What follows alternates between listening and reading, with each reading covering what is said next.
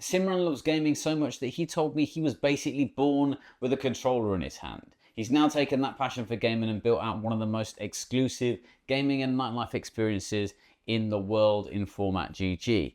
In this episode of the Streamers of Consciousness podcast, which is a podcast for gamers, streamers, and content creators, I talked to Simran about his early gaming experiences, how he's built up a business in the gaming industry, and how he's growing in a time where so many of the gaming industry is faltering.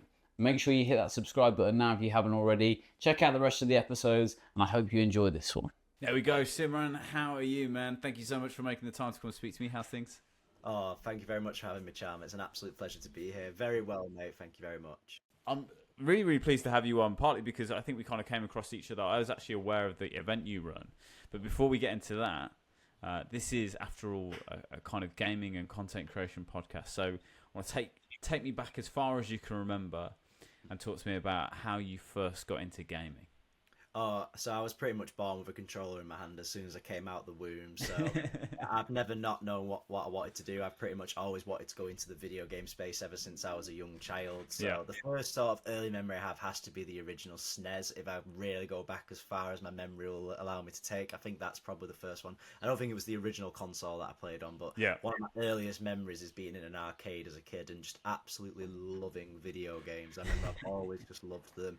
And I originally wanted to be a video game designer, so I just pursued that career path endlessly, going to colleges, universities, and just basically, as soon as I was basically put on this earth, I was destined to go into the video game space and nothing else. I love it. I love how nothing has swayed you from that. Okay, so you mentioned about video game design. So is that something that you pursued? You said you went to university, college. You pursued video game design as an initial career option. Is that right? Yeah, so I've worked on multiple video game titles over the course of my career, so I've actively worked in the games industry. I went to the Manchester College and studied video game development, and then I went to a FutureWorks School of Media, part of UCLan University, to study BA Honours Game Design. Wow. Graduated from there, and I set up my own game studio and Format GG whilst I was at university. So I had a job, university studies, a game studio to run, and an event to run. I was an absolute psychopath. Wow, that is a lot of work. I'm kind of fascinated by game development, really, and have been for as long as I've started playing games, because I think so much of what we see is the end product. This is in a lot of industries. You see the end product, and I think gamers are specifically a group of people that they're either madly in love with what you do, or they are very visceral about hating it. But we don't often talk about the amount of effort and process that goes into developing a game. I wonder if you could, like, having developed games yourselves and be involved in multiple titles, can you give me like a very brief overview of, like, these are the stages that you go through when developing a game, without going into all of the detail of the code, etc. Yeah, of course, and to just draw upon your point there, as with any creative product, because ultimately video games are creative products, they're always subject to constructive criticism or different thoughts and opinion. But one of the best quotes that I was given by one of my peers in the industry who worked on the Mass Effect trilogy was, where I first started out, no one ever sets out to make a bad video game. Yeah. Like, every single project, regardless of how it has turned out, had good intentions and good design from the minute it was conceptualized. And just game development is a very hard process. I honestly think it is one of the hardest things you can do, having worked on games from the initial concept stages all the way to post-launch support. Like, it is very, very difficult and time-consuming, and the people that make these go through trials beyond trials that you cannot, mental strain, physical strain, and they make a lot of sacrifices to make these products that we all love so much. So I'm a huge advocate of that kind of situation, which is an ethos I've carried into the community-driven element of Format GG, interacting with those developers and having a relationship with them. But in terms of how your game design process works, you'll obviously have your initial concept stages. This is where your team comes together to make, like, the initial concept for the game. Then you'll go through the early stages of, like, alpha, pre-production, which is basically you doing your early tests, figuring out what mechanics work, figuring out, like, what the core element of the game is, and then you'll start going in post-production, which is actually starting to really build out the meat and chunk chunk of this. Yeah. And then you'll go into basically more stages of like real hardcore in development. That's when you're doing your art assets, you're doing all of your programming, world building, voice acting, narrative, storyline. Then you'll have your final stage, which you start putting the final touches on. That can be like, tidying things up, QA, bug testing, your QA along the way anyway, but this is just really polishing it. Then you'll have your golden stage, which is basically you get ready for launch, and then you have post-launch support, which is supporting the game after launch as well, like tidying up anything, feedback from the community. Yeah.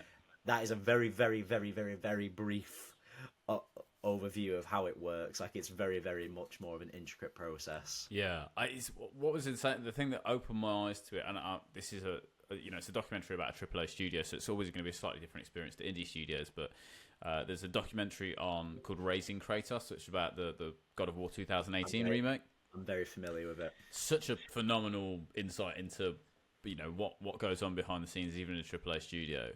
They all looked so stressed the whole time. But what was amazing to me is I think they spent a year getting the first 10 minutes of gameplay for one of the big reveal events, and they revealed the gameplay at an event, and then they only had another year to create the following 30, 40 hours worth of gameplay for the main story. And I'm like, this is insane. You've just spent a year getting that first 10 minutes done. It really opened my eyes to how much work goes into it, and how for a lot of studios, and we're seeing this a lot now, I think, it's every game feels like, if this doesn't work, it's not going to work. If this doesn't work, this might be the end of the studio. Is that a feeling that you can relate to in terms of having developed games of going, we've put so much into this really has to work? Oh yeah, it's not even just a base around one mechanic; it's around the whole product in general. Like video game, we go through all these trials and tests just to get it technically working, and then you've got the other beast, which is marketing to begin with. And video game market has never been more oversaturated than it ever has been. Like, I think it's something like 3,000-4,000 games a year get released on Steam, and you've got to ask yourself that if you're a developer, and I know really big developers that even struggle to tackle into that audience just because of how oversaturated it is. There's just games everywhere now. Everyone is making games, and it's just a market now where you can pretty much get, and to really stand out from the crowd in what is otherwise you're a drop in effectively an ocean. It's how big a splash that you can make. And I've seen amazing, truly innovative games just not perform well because either the market's not been ready for them, someone's already come along and done it, or they've just not released at the right time. There's so many variables, and that's a constant sense of dread that exists over your head all the time when you're in game development. And it's amazing that games get made. People are like, why would you do that to yourself? You torture yourself with the technical aspects, and then you worry with the business side of it afterwards. And honestly, video games are built on love, and I will say, it's like, game developers do not have to do this. Especially of people who come more technical skills, like they can get programming jobs in other industries that could pay them a lot more. Artists could go work in film or VFX. Like, there's so many other avenues. They do this purely based on love. Like, it is an industry built on passion. I am interested to hear about your perspective then when a game gets released that doesn't perform or isn't what people expected. I think a good example of this recently is the Gollum game, where clearly the developers is one of the few games where the developers actually put out an apology, say, hey, we're really sorry that we produced this. And I think that studio went out of commission after that game was released. Clearly a lot of money, a lot of time, a lot of effort went into it. What do you think? Because in my head, I was thinking, I've worked in industries where websites get developed and advertising and that kind of thing, and very similar. I don't think anyone ever goes out to make a bad product. But in my head, I was thinking the developers. There was probably a turning point where the developers and people internally knew that the game wasn't going to work, and more than likely they were overridden by people above their head, or bigger elements of the studio, and the game got pushed forward anyway. And I feel like that's true of lots of games, like Cyberpunk being released with how many bugs it was. There's probably not, the developers get the blame, but I doubt they had the final decision to actually push that game, and they probably knew that it was very buggy and was not ready to be released. Do you have a different perspective when you see those poor games get released that end up being a poor product? Do you feel more sympathy for the developers than maybe the average gamer does, I guess? Yeah, I do feel a lot of sympathy again, because as I say, you've touched on it quite nicely there, is that, again, no one makes out to make a bad game from the initial concept stages. And it is a shame because obviously, you know, they do have deadlines that they have to meet from a business perspective. Mm-hmm. They could have investors that want to see a return on their interest, or that they could have a publisher who wants to launch it by a certain date. Especially if you're working with publishers in the video games industry, they'll give you set times, and there's only so many times they'll push that date back before they say you will launch this, regardless of if the game is ready or not. And obviously, I wasn't part of that team. I can't speak of what their dev cycle was like. I can't speak about how their management handled the production process. But I'm guessing that originally the current quality that the game launched with isn't what they intended to start out with. But games go through all sorts of turbulent issues. I experienced it with my first video game. Like there's a dev diary where we even make fun of ourselves for some of the bugs that launched that you can watch online, because it's very hard to get it all right. And there's so many variables. The team could never have made a game like that before, and they had to learn the ropes of programming for that sort of style of game. Or they could have had funding issues where they weren't able to afford the right talent to be able to really meet the bar of what they wanted to do. So I always preach this to consumers, is that, listen, I'm there myself. I can walk on the opposite side of it. None of us like it when a game that we're hyped for doesn't live up to expectations. But there is also the other side of the coin as well. You have to understand why it has happened and just be a bit sympathetic. Like, obviously, you know, please don't blame the dev team. Like, don't come after them. Please don't send death threats to them. I've seen that before. The programmers are not the reason you don't like the game. They've probably tried their hardest. They've probably worked ridiculous overtime to get to see this thing over the line. Like, there's just so many variables to consider. And video game development is costly. It is time consuming. Every day you just burn through money like nothing just to try and get projects over the line. So it is a shame that certain projects don't do that, and it's so many moving variables that can contribute to that. Yeah. With that being said, because games are getting bigger, they're getting more expensive, they're getting, you know, it's basically bigger, longer to develop, more expensive. All of the things. It's you know, an up and to the right graph in terms of all of the different aspects of game making. But on the same count, like you said, there's more games being released than ever. Why do you think so many more games are being released? Do you think it's just that the technology is more accessible to people now, that people can just jump on and take, you know, pre-packed elements of games and then build on top of it? Or, you know, why is it that we're seeing so many more games released now? Yeah, there's so many moving components to this, so I can tackle it from... You've touched on one of them, is that the technology to build video games has never been more accessible than ever. Anyone can build a game. Like, so you can buy packs that allow you to do it. Anyone can download the free version of Unreal Engine or Unity and be able to develop their own video games. The video game industry is the biggest entertainment industry on the planet. It earns more than music and film combined. Wow. I really want to stretch that. I want you to imagine the film industry and video games and music coming together, and they are still a tiny ant compared to video games. Like, they don't even earn 1/3 of what video games turn over on a yearly annual basis. I think I've not looked at the figures in a very long time, but it is like we are talking in the tens of billions of dollars industry. I say it outperforms music and film combined. So from an education standpoint, video games have never been more attractive, because obviously when I was growing up, video game courses were so niche. Like, you were lucky to find... It took me years to find a games course, but now most colleges and universities in the Western world teach it, and even in parts of the Eastern world like India, it's incredibly popular. And it's just because more people are wanting to break into this space, so therefore more games are getting turned out, because the people getting involved with it is obviously at a higher rate, which obviously impacts it because more people are jumping on it. Obviously, same happens in every industry: fashion, music, everything really. More people that enter it, the more products you receive, but also with that also comes an oversaturated market, so then you have to stand out more from your competitors.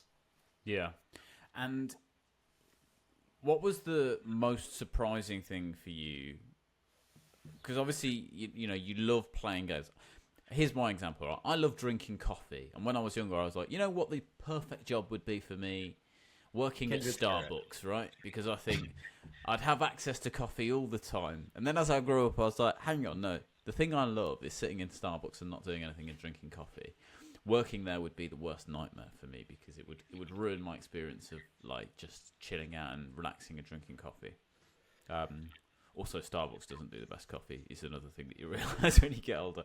But is it the same for you with the video game industry? Was there part of you that's like, I got into this because I love playing games, and then it becoming a job Was there any element of it that surprised you, or you weren't expecting, or that soured the experience of gaming for you? It's been a bit of a mixed bag in full transparency. So my initial love did come from the fact that I loved playing games, but then as I got a little bit older, obviously as a 5-year-old, you don't think about the design mechanism of a video game. But as I started to get to like 12, 13 and started like really doing this, I've always been obsessed with the immersion of video games. Like for me, they're the best medium on the planet because they're able to transport you into the driver's seat. Yeah. And from that element alone, it's just absolutely fantastic. And that's what drove me. And this is really annoying. I can feel a sneeze coming on. So if I sneeze randomly throughout this podcast, please forgive me. It's there. I can feel it. And that's what really drove me. But obviously, when I started going to more the business development and game development side of it, it hasn't soured it. I can still sit there and play and enjoy video games, but I can also look at it through the development lens now of when I'm actually playing them. So I can go, okay, this is how they did this. This is how they did that. And you start to realize like how... It's different. It's understanding like when we go to an art museum, you can look at the Mona Lisa and great, but I reckon artists who have done fine art can go, okay, so this was the technique that he did, and you become a little bit more critical. So you can never truly switch off that part of your brain. Like you can't really have consumer mode on as much, whereas you'll always have dev mode on a little bit. So it depends. Like if you want like your viewing experience of it to be a little bit like you'll never be able to fully switch off. Basically, is that element of it. Some people might be able to do it. For me personally, it hasn't soured my experience of video games, not at all. Like it, if anything, it's made me appreciate more just how hard to make a video game is. So I'm a little bit more lenient when people can be more critical of video games, like we talked about earlier. I can be a bit more sentimental because I understand what the people in the trenches have to go through to bring these products that we all love to life to begin with. Because as I say, it is a miracle video games get made today, is all I'll say. So anyone who's listening to this, you might not like a game, but please just think that there are people on the other side of it. I mean, I can use a dark analogy in the UK that, you know, our health system currently isn't in the best shape, the NHS, but we can't get mad at the staff that work very hard on the front lines to do that. So you might not necessarily like how an end product is, but you can't get mad at the team because it is built purely on passion. Yeah, it's so true. It's so true. It's a good. I think that's a good comparison. So let's go back again a little bit. So you talked about starting out on the SNES. And falling in love with video games. What was your progression? I have this conversation with lots of creators and streamers and gamers. Is like, what was your progression? What was the next console? And specifically, a question that always comes up is: did you actively make a decision between Xbox and PlayStation, or did you skip over that? No, I made an active decision. Okay, so I'll answer this. This is where we find out what kind of person you are. Let's hear it. I mean, I've kind of, do you know what, I've always been a little bit of a fanboy, so, but I will say, in fact, no, I'll explain which one side of the fence. I am on PlayStation side of the fence. Okay. Like, I'm a proper, and I like PlayStation for a number of reasons. I like the design of the consoles. I think it's quite minimalist. I just like I like the brand of PlayStation. I think PlayStation have got very good brand artists who work there. But also, I hated the 360 when I had both, so I had both. I went and bought both, and between the two, the UI of the 360 used to annoy me so much. Like, but I also didn't want to be restricted in what games I could play when I wanted to do that. But I've always been more the PlayStation side. But now I have seen the light, and I am PC. Like I will. I'm the Henry Cavill now. When people go Xbox, PlayStation, PC. Like, I saw the Holy Grail. I was like, yeah, okay, I want a PC. I think I've said this on every podcast, but I was the guy that was like, I will never ever build a PC, and I will never ever become a PC gamer. I was like, I've got a PC purely out of necessity to stream my games, but I'll never become. And then I was like, then I built a PC and spent the time doing that from scratch, and it's blown my mind really with Game Pass, the world that kind of opens up to you. I still have my PlayStation 5, and I think there's, I just watched the state of play from PlayStation, and I was like, oh, it's great that people are now getting access to God of War Ragnarok. Great for you PC players. This is an amazing game. But having to wait that extra couple of years for that would be very sad for me. Yeah. But also, don't you think that the Xbox is... It seems to me that Xbox is almost going down the Windows route of going, we don't care necessarily about the console thing. We want to be the owner of, like, we want to be the owner of almost the software that sits on that. It feels like to me, and the rumors going around are that the next iteration of Xbox is going to be like, hey guys, here's how to build a games console. If you want to make one, we'll license you how to do it, and you guys go and build it, and then you get access to all these PC and Xbox games as part of your console. In the same way that Windows did. You didn't have a Windows PC. It was like you had a Dell PC or you had a HP or whatever, and Windows was the software that got put on it. Do you feel like that's where Xbox is going? I think that Xbox have played this generation very cleverly. So how they've gone about securing new ownership of new titles, obviously, whatever your thoughts on exclusivity doesn't really matter in this conversation. Like how they've done it is they've basically been able to take that consumer base that would have bought PlayStation 5s and just brought them completely to Xbox with that. And Xbox have really innovated on the software side of it as well. I'm not a seer, I can't predict I'm not there with Phil Spencer in his office, like figuring out what he's up to, but it wouldn't surprise me if they went down that route. I do feel like all the major console hardware manufacturers are gearing towards trying to make their consoles as accessible, get as many titles as possible, and basically turn them into PCs on their own effectively. They want everyone to basically have a portable PC. I feel like PlayStation is doing that quite well, in particular with the introduction of VR, because VR, I feel like PlayStation of the two consoles is winning the VR game. And to truly take VR into the next step, you're going to need a lot of processing power to really do that. And I feel like both of them use similar tech to each other as well. And this whole PlayStation Xbox rivalry, it doesn't really make any sense because both companies work with each other all the time. Of course, they're in the industry. I will share some insight. We all work together quite nicely. So when people are like Xbox versus PlayStation, I'm like, they're mates in real life. Of course, it's like it was like Apple versus PC, Apple versus Windows.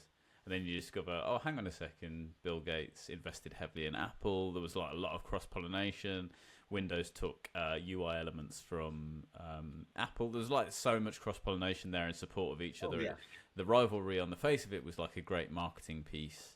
And I think that's largely what's happening, right? It gets people talking and buying your products. Like that is literally how it works. So yeah, just when you think about Xbox v PlayStation next time, just know they're mates in real life. They'd probably all go to the pub with each other and have a drink. Like that is how it works. And I think you're right. It's my view of this is that the consoles are going to matter less and less going forward, and it's going to be about the technology and the processing power and the capabilities of the consoles. The actual console itself is going to be irrelevant. It's just about whatever can produce the biggest titles with the most processing power, because we've seen this more and more as video games. Like anyone who owns an Xbox One or a PlayStation 5 knows that video game memory now take up a lot more memory. They require a lot more processing power because video games are going in that stage now, because the games are becoming bigger and bigger. And obviously we've got more and more technology. Video games have got some of the most innovative technology in the absolute planet in what they are capable of doing. And being able to cram that into a console is very difficult. So this is why all these manufacturers are trying to make their consoles into effectively mobile PCs, because they need as much processing power to run these applications so that people buy the hardware to do it. Because ultimately, the people who buy consoles are buying it for the accessibility standpoint, because they don't want to buy a PC or they don't have the funds to necessarily invest in a PC. So how do you rival the PC market if the PC market are the only one able to run these things? You try and make your consoles as much of a PC as possible to tap into that accessibility market standpoint. Because you'll know this more than anyone.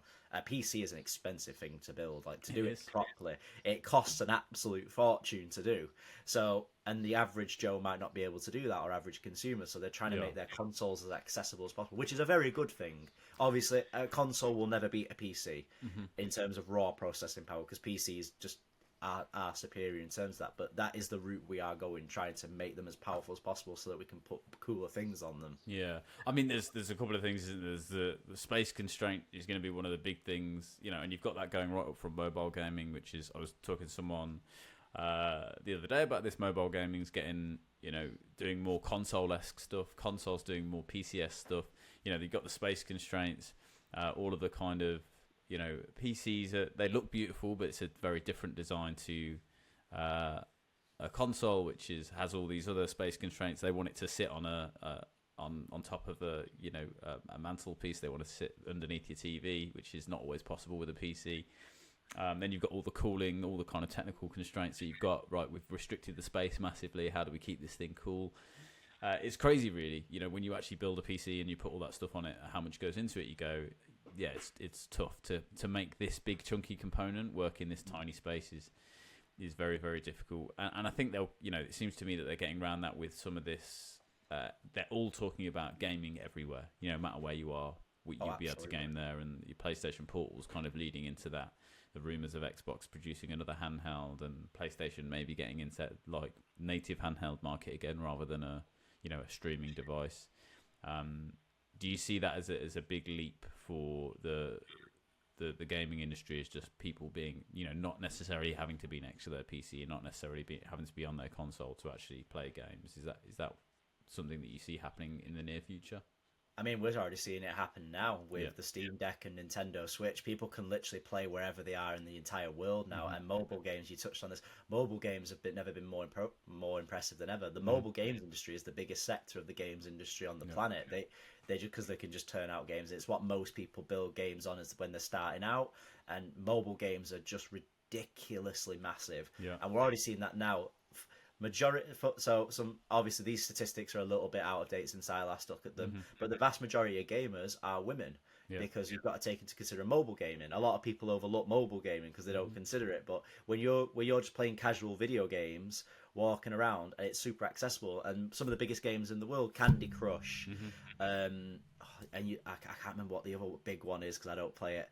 But a lot of these where they've got huge demographic audiences of women now, whether those people play consoles or whether they play PC is irrelevant. They are still technically a gamer because you're engaging with a video game product. And we're already seeing that now. Video games are played all around the world, whether casually, consumer, because there's different tiers. Like there is an official tier bracket guide of like what someone is, whether it's casual, pro, expert. Like there's different tiers to how actually, but anyone is pretty much a casual gamer these days. Even my mum plays mobile games and she's not a gamer in the absolute slightest. My fiance, not a gamer in the absolute slightest. Two completely polar opposite personalities, and yet she plays games on her mobile phone. And it's never been more accessible. Video games are just the most accessible medium on the planet other than TV and film and music.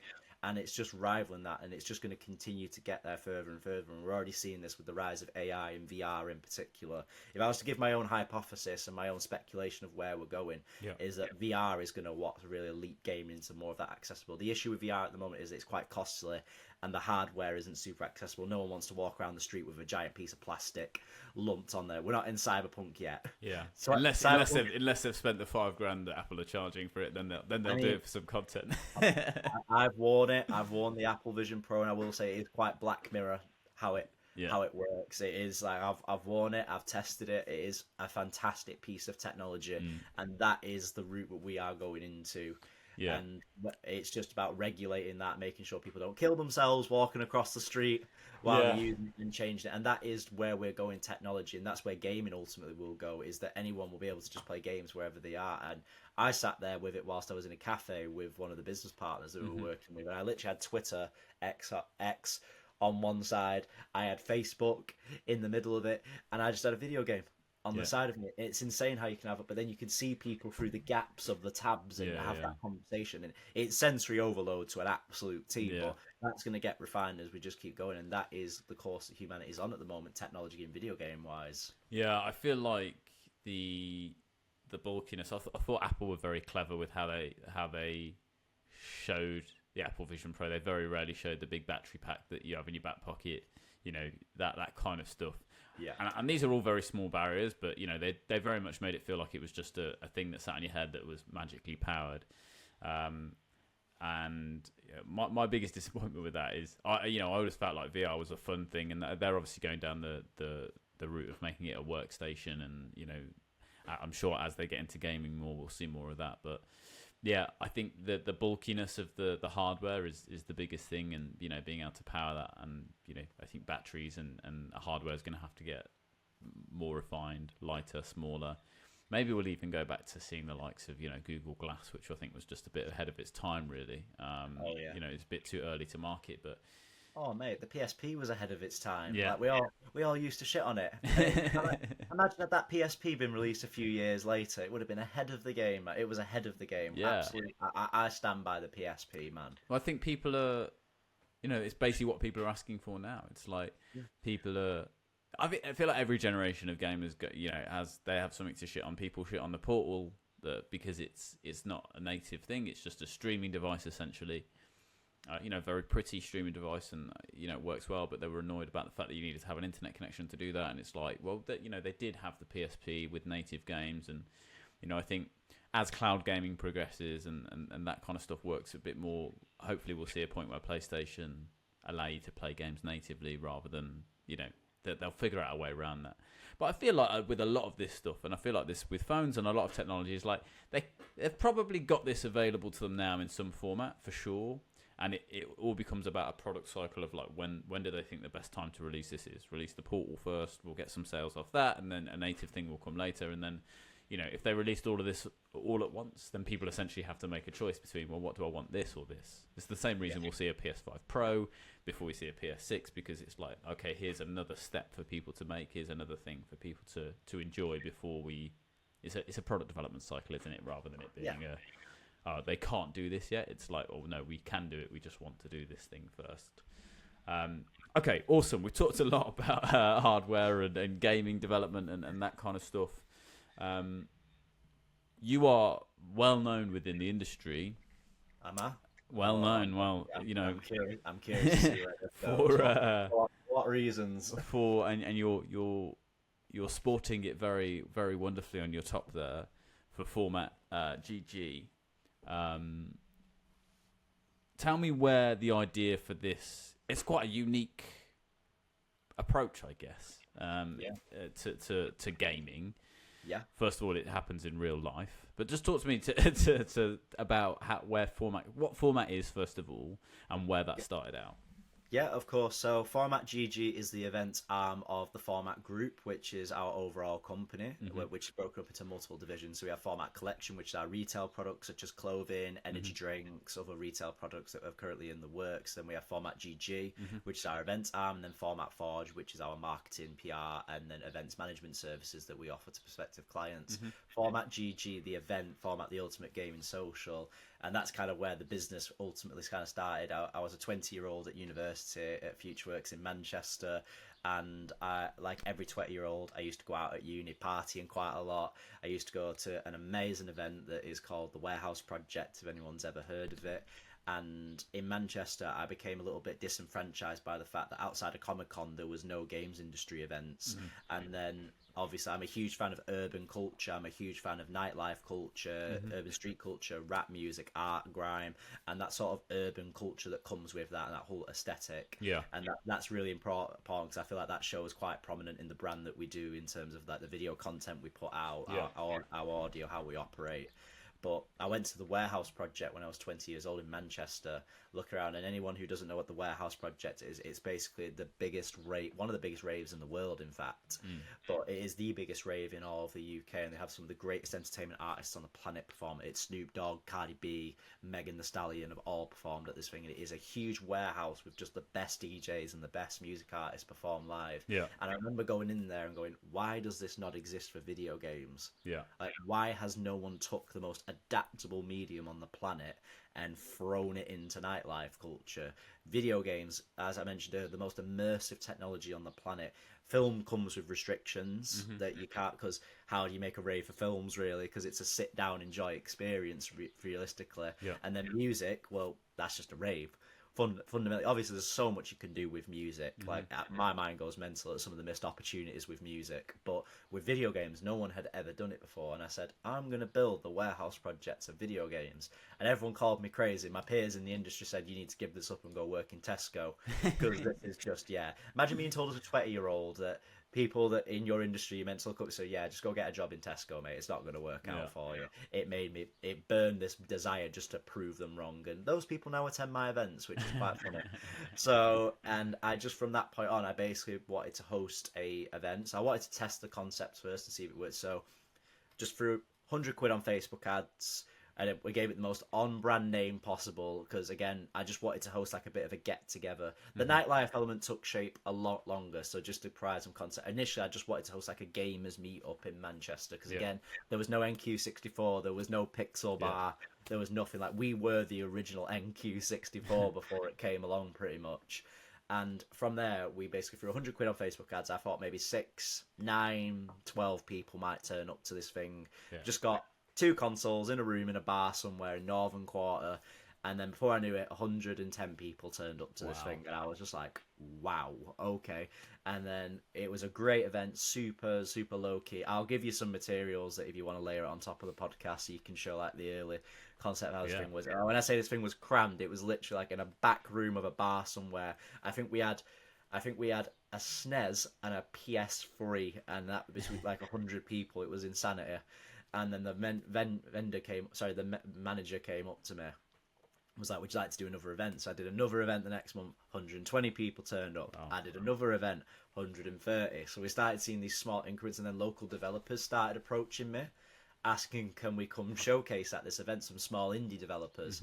So I realised then, right, well, I've got an event that people actually want to showcase products off here, so this is quite interesting. So I started experimenting with the nightlife aspect of it, putting DJs on, live music, that sort of element of it, because the thing is as well, I realised why no one had done this. I had to take the most introverted industry on the planet and throw it into one of the most extroverted activities that you can possibly imagine, which was a bit of a challenge, introducing something. And the thing is, when you've done something that's never existed before, it is a massive undertaking. It goes through lots of iterations, trial and errors. So we basically turned loads of bars and underground clubs in Manchester to sort of this like underground nightlife movement for gamers. So he was getting about 400 or 500 people coming to this thing, like really packing it out and just going for it. We had the likes of Sony, Ubisoft, Electronic Arts wanting to come showcase their games off. I remember I literally had all 3 big giants under this little tiny bar in Manchester, which everyone was like, how have you done this?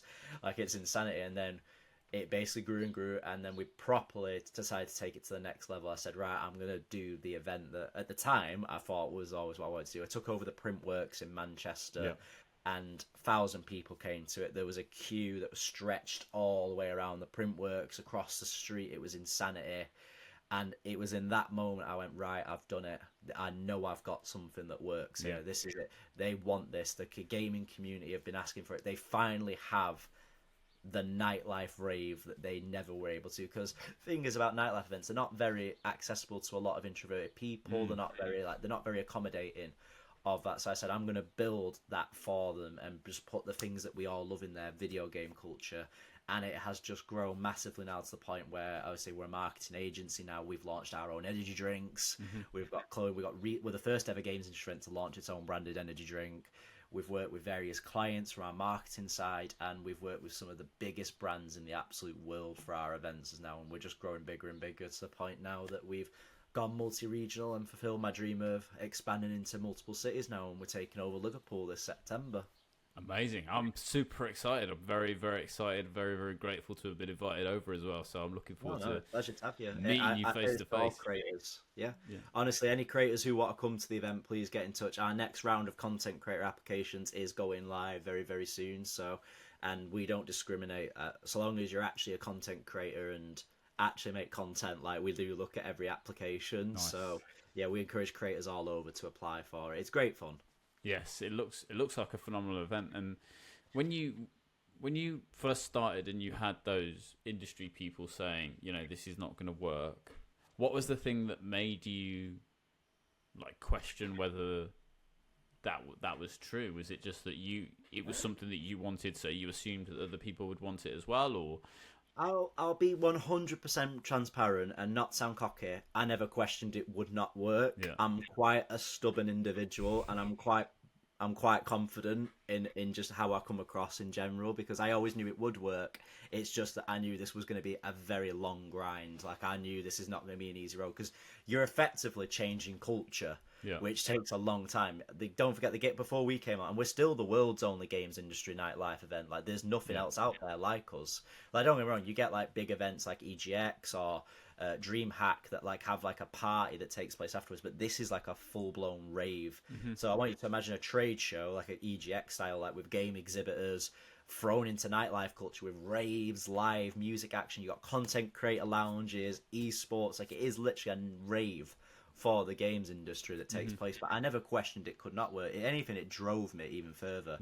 because the industry just did not want to take us seriously. I spent the first 5 years of this business fighting for an industry to take me seriously, and now I get some of the big brands. And there are still some brands to this day that think that this guy is absolutely insanity. Like, how can they acknowledge that? But we are one of the biggest events in the UK now, so whether they want to acknowledge us or not is completely irrelevant. We're here to stay.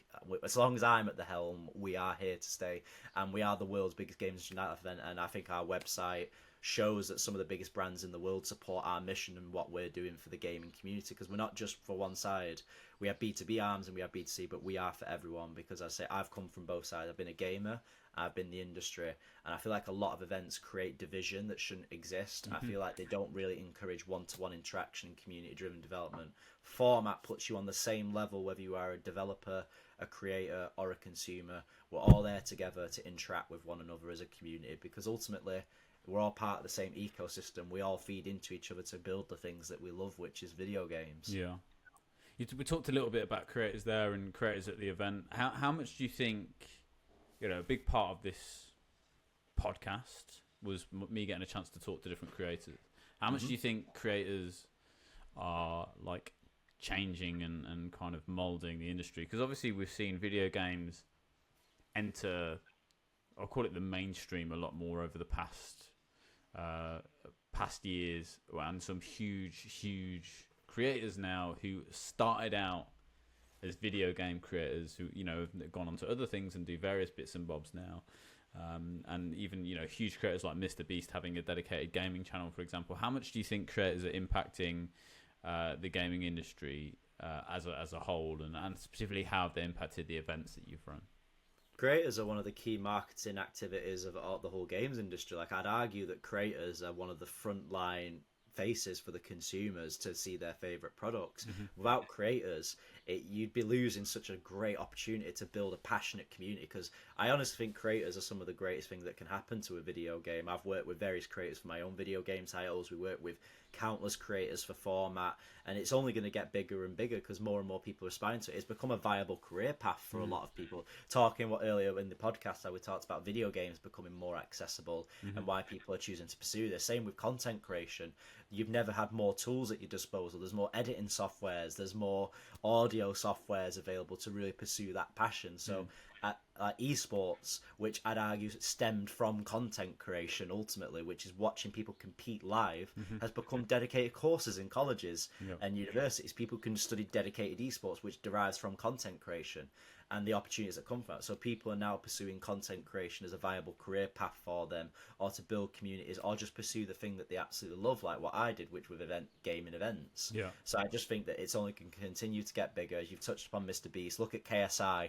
Guy was a FIFA YouTuber who sat in his room. Guy has boxed a Tommy Fury. The guy has launched his own commercially successful energy drink. Whether you like it or not is completely irrelevant. Whether you like Prime or not, it's a commercial huge success. And the guy's got property, retail investment that he's been able to do from that. Like, I know he's got his own charities as well that he works with as well quite closely. The Sidemen is its own separate business industry in its own self, pretty much a business unto its own self, pretty much. And there's just so many avenues that content creation can propel an individual to partake. Like, say, format. People looked at us and just thought we're an event, and now we've got Format Forge, event marketing, Format Collection, Format Group, and the same can happen for content creation. So I just think the desire to be in that space is only going to continue to increase as video games become more popular, technology improves, because as technology improves, it's going to create new, entirely different creators. Imagine when augmented reality properly comes along, you're going to have augmented reality content creators. So as technology evolves, content creation will ultimately just evolve, which is why I put a huge emphasis on working with creators, because I want to establish those long-term grassroots with the community so we can all go on a journey together through events, because events are going to change as video games and the technology changes as well. Yeah, definitely. So what's the most exciting thing? You've mentioned you're expanding out into Liverpool, and that's the next big event. Is there going to be anything significantly different about this event that people may not have experienced with previous events? Like, what's the most exciting thing that you're pushing forward with the Liverpool event? Yeah, so there's a few various things with it. So the venue is absolutely enormous. So as I said, my dream was to build the warehouse project of video games. I have done that. That is happening. We've got two huge warehouses full of exhibitors taking place at this event. When I say the venue is massive, it is absolutely massive, and it's a fantastic venue, Camp and Furnace in Liverpool. We've got more live music performances than ever seen before. We've got more DJ. I think we've got like 5 DJs, which all come from the content creation space. I think all of our DJs are content creators, literally are. And then one of them is the creative director at Sumo Digital. So you've either got a games industry DJ or you've got content creator DJs. They're one of the two, really. Again, because I like to work with creators because I think it's very important to establish those long-term relationships with them. We've got an esports zone where you can play against professional esports players from ExoClan, where we've got PCs being given away as prizes, like stuff. Basically, like the content creator lounge is going to be bigger than ever, pretty much. Basically, the thing that's going to be different with this is that there's new elements such as the esports zone that's going to be taking place, because we've never really done esports before, so we're trialing it with this event. It's going to be, like, say, just competition, work with an esports organisation to get done, but it's just going to be a huge sense of grandness. The Manchester event, I'm super proud of. I back it to this day. It's one of the best events in the UK, but this is just going to be a different scale that people are used to. More exhibitors, more live music performances, 2 warehouses of live music performances, which is what warehouse project. You go from one warehouse to another DJ perform, there's another one. Wow. You're going to just be spoilt for choice that's going to happen. It's going to just be this absolute grandness that I can't wait. You can tell I'm passionate about it just from that. This is my bit. It's just going from the world's biggest games industry rave now to the warehouse project of video games, which was my goal when I started this 8 years ago, and we're going to finally be there this September. And do you see that continuing on? Do you see continued growth for it, or do you see it? Is there a specific size that you want to keep it at, or do you just want to see continued growth of the event? I think growth is inevitable for any business. Any business who becomes commercially successful does experience growth, whether you want to or not. Eventually, growth finds you, is what I say. So eventually growth came knocking at our door. It was like, you need to expand, and I wanted to expand into another city anyway. And ever since I opened that Pandora's box, every city in the UK wants me now. Literally, Scotland are vying for me, Yorkshire want me, the South have always wanted me.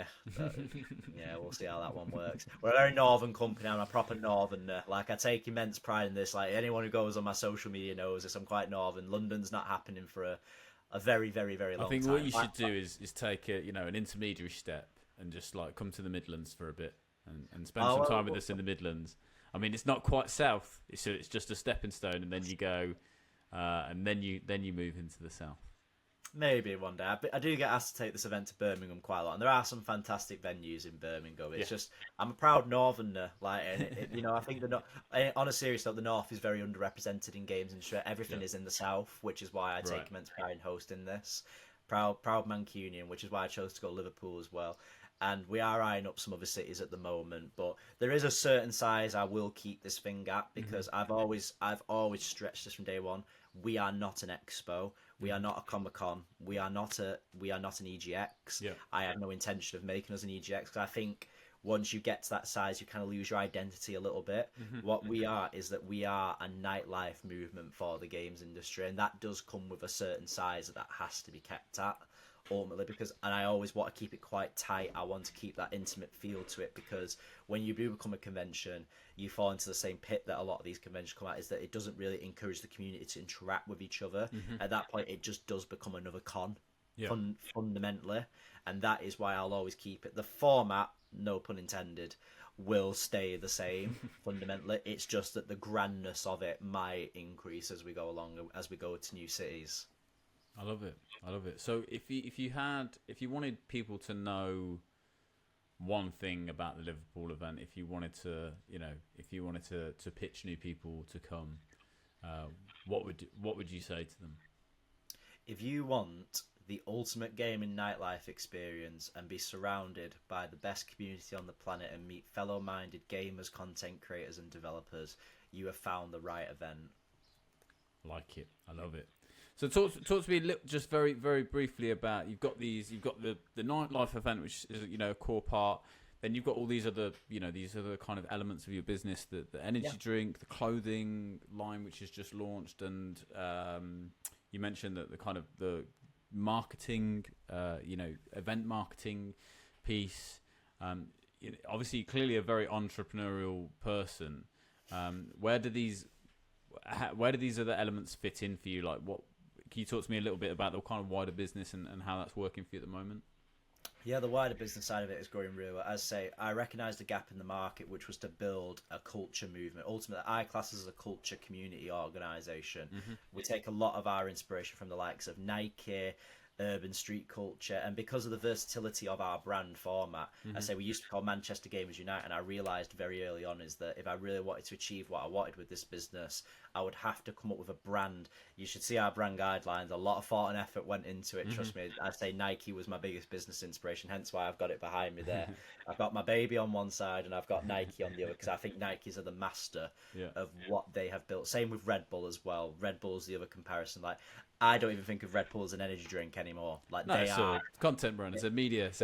It's a content brand fundamentally, which is a sort of similar route I wanted to go down, which is why I designed the brand the way I did. Is that I wanted it to be as versatile as many. I say we've got clothing now. We always had a clothing line. It's just that we never had an online store for the longest time, because we trialed it 2 years ago and everyone's been like, "Where can I buy merch after the event?" So I was like, right, we need to actually get stylists. Merch stores take a long time to do right. I'm pretty sure you've seen our content, the photography. We film a very certain way. It's very like Nike-esque culture sort of style that we go for with a lot of our content, because that is what we take a lot of our inspiration from. But all these moving components feed into the larger beast that is the format group. We're going through that final rebrand later this year. We've just rebranded the whole format group business, which will be happening after this year. But we've got 2 main events, and we'll launch a new one next year as well, which I'm not going to talk about at this moment. More of a B2B event, because we've got format the Ultimate Gaming Social, which is what you know as the UK's biggest games industry nightlife event. We've got Reformat, which is our dedicated industry mixer. That's because we've got an event basically for our industry audiences, and some content creators come to that as well, that, as you mentioned, have explored other avenues of their business that might be wanting to work with more prominent brands or get involved in more of that corporate side of it, which we work with. So they're like our 2 primary events. We also have our Format Forge business, where we just work with clients across marketing and events. We've just signed, I can actually talk about this because it's public news now, it's out there. We've just signed the London Indian Film Festival. Wow. So we're organising like a lot of their tech gaming sort of side of their festival for them. Nice. And then we have the collection side of it, which is merchandise, energy drinks. And I'll be honest, I've just, because of the versatility of our brand, I know that we can do this, and I want us to have as many revenue streams as possible that come into the business. And I also want us to have as many products to our name, because that's how you touched upon this earlier about innovation and growing. That is how you continuously grow. Nike and Red Bull are 2 of my big inspirations for how I do this, because I want us to have our brand on as many different products as possible. We're in talks with all sorts of people. I'm not saying these are happening, these are just early talks. Like, we're in talks with sneakers. I've had conversations with toys before, and there is a really cool product that is coming out, but I'm not talking about it just yet. Sure, we can't convince you. Can't give us a hint. Podcast exclusive. I'll give you one hint. It will be at Format Liverpool. That is the only hint. It'll be a soft launch of it. It'll be, okay. We're using Format Liverpool to test it. We're not going to say it's there. We're not going to tell you anything. We just want to collect feedback and see what audiences think of it. And it's going to be disguised and masqueraded as something. It's something you will interact with, is all I'll say. So we've got energy drinks, clothing, and now it's time for us to look at something else. But to answer your broader question, basically, I've built a community organisation and a community business fundamentally, and tapping into as many products and avenues as possible is a huge part of that business. But the events are my baby, because I absolutely love the events. But events are just one arm of the format group, and I just wanted to get involved as many different projects as possible, because if you look at all the brands that I mentioned, Red Bull's got its energy drinks, it's got its clothing, it's got its own esports organisation. We are launching a dedicated format creator program at the end of the year, not just for the events anymore, because we're just incredibly busy. We're still only a small team of people. People are like, how have you not done this before? I'm like, we're a very small team. We have a lot of things to do. We have contract work to look after, all this sort of stuff that we do. But we are launching that at the end of the year, so we can have a dedicated affiliate program now with content creators, which I'm really excited to do. Nice. And just offer all the benefits, because Format works with a lot of different companies, so that the creators will get access to those benefits that come with that as well. So yeah, to basically answer your question, I've built a community organisation, effectively, and a community-first business, and a cultural movement for the games industry, unlike anything that's ever existed before. Perfect, amazing, very, very inspiring. It's in a time where we've seen so much hardship within the gaming industry, and lots of companies, gaming studios, events companies, etc., struggling, changing, etc. It's phenomenal to see someone pushing through that and succeeding in spite of some of the difficulties that other people are going through. I'm super excited for Format Liverpool. Super excited to meet you in person and see all the other creators there and everyone else that's going to be coming along. And yeah, thank you so much for the conversation. Thank you for being so passionate about the gaming industry, and we're gonna have to catch up again in the future to see where you're at and what your expansion looks like and the next events and stuff. I'm excited to see what you do next, Simran. Thanks so much for your time. Thank you for having me on, Charm. It's been an absolute pleasure.